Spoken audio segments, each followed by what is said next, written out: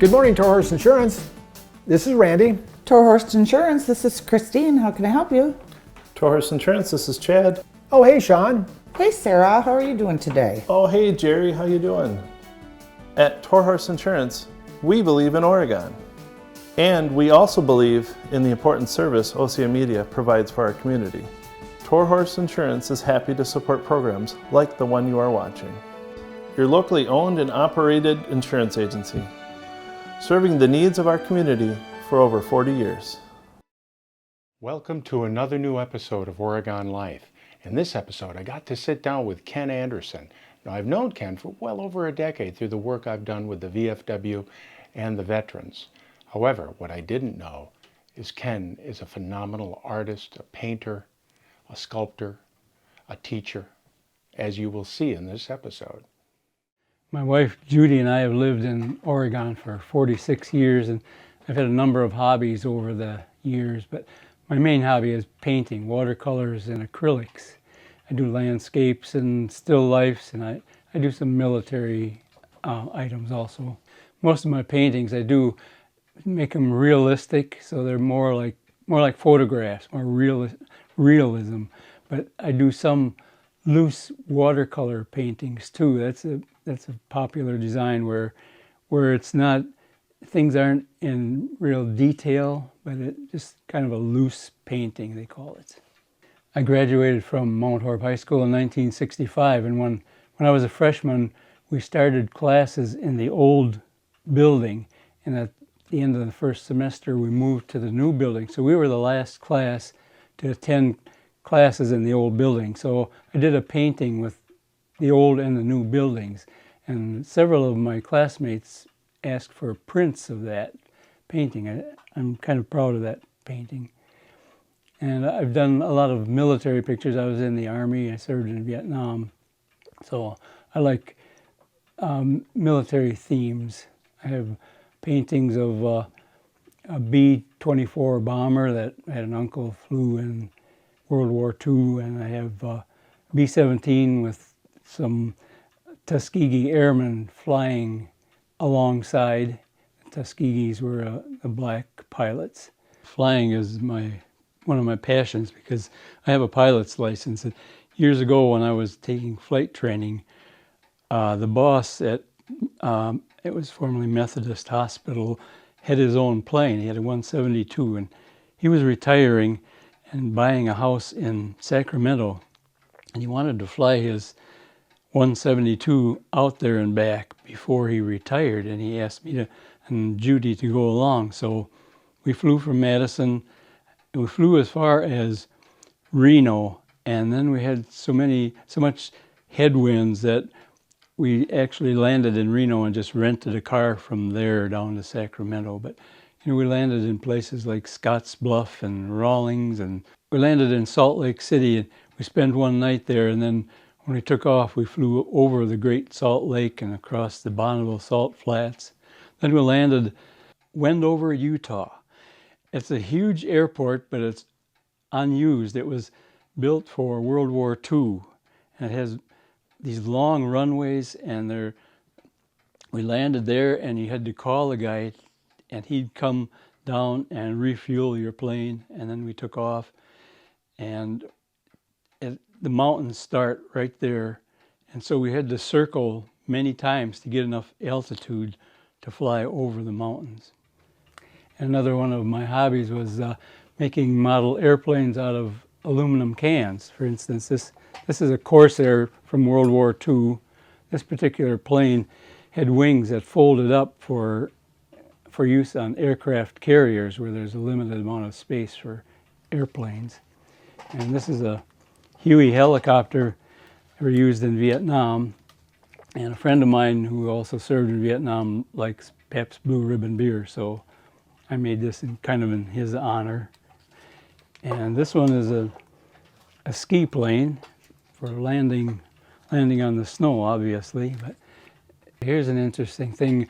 The engine on this one is actually a spark plug, and then I use the pull tabs from the top of the cans all the way around to make the radial engine. And it looks realistic for this kind of plane. I have a filing cabinet where I have a collection of photographs I've taken over the years, or if I see a picture in a magazine that I like, I save it for future reference. And then I actually start by making a sketch on the paper in light pencil. Usually I'll start with the sky, doing a light blue background, put in some clouds, and then build the picture closer. There's a lot of techniques to painting. You paint the distant things should be real faint and smaller, and as you get closer they become darker and clearer. I did some drawing and painting in high school, and then in college I did some more. When I was in college, I painted on a lot of objects, and then I'd have a garage sale and sell the items to help pay for tuition.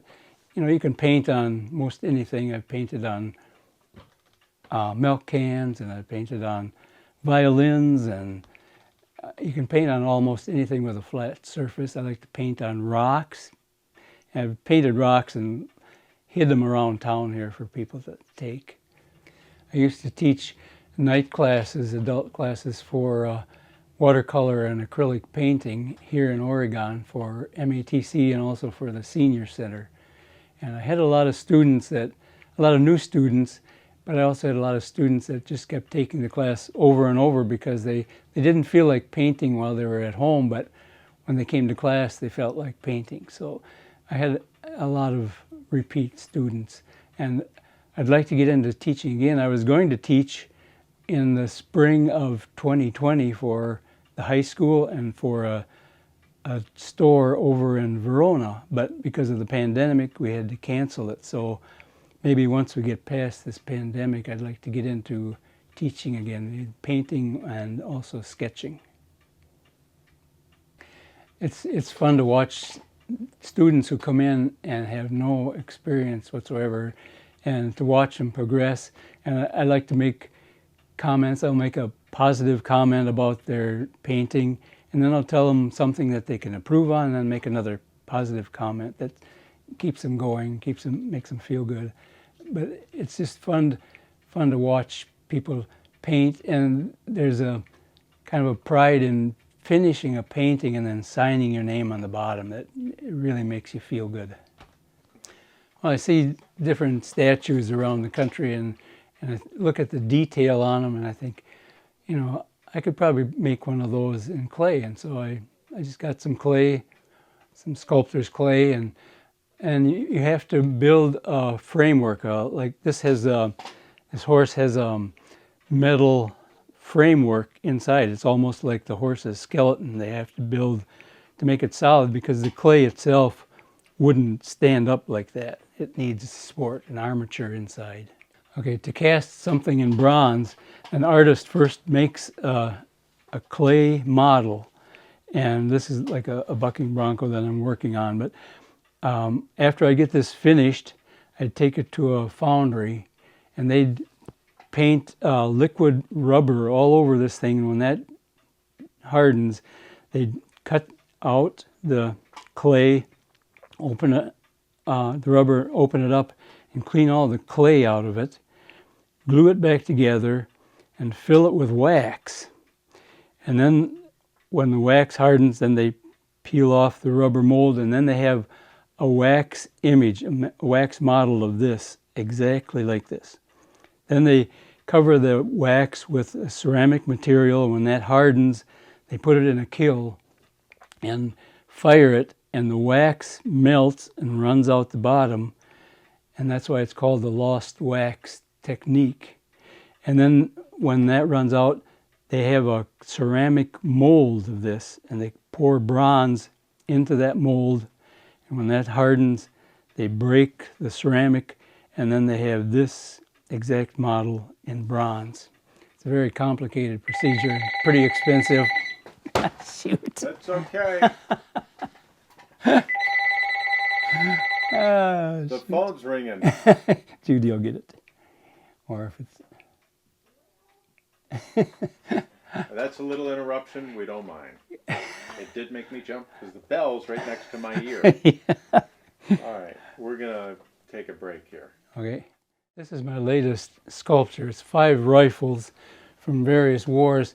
This is a flintlock musket from the Revolutionary War, along with the 3-cornered hat that was popular at that time. This is an M1 that was used in World War II in Korea, and this is the helmet that they wore. This is a doughboy helmet from World War I and a 1903 bolt-action Springfield rifle. And this is a ball and cap musket from the Civil War, and this is the typical cap from the Civil War. And this is the M16. This is the rifle I carried in Vietnam, and this is the current helmet that they wear today.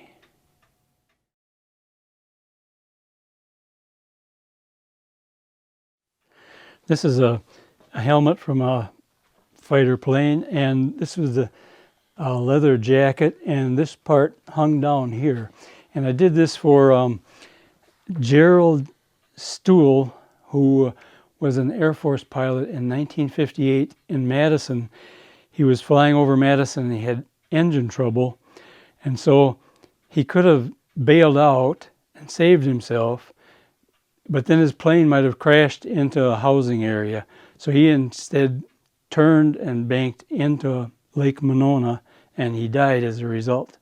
So I thought this would be a nice tribute for him. This would be the helmet that he wore and the gas mask or the oxygen mask, and this would be a leather jacket, and I had it so that it formed like it was hanging over the edge. And I thought it would be nice on a bench, this sitting on a bench and then the jacket laying over the edge. But I wasn't able to get anyone interested in casting it in bronze, so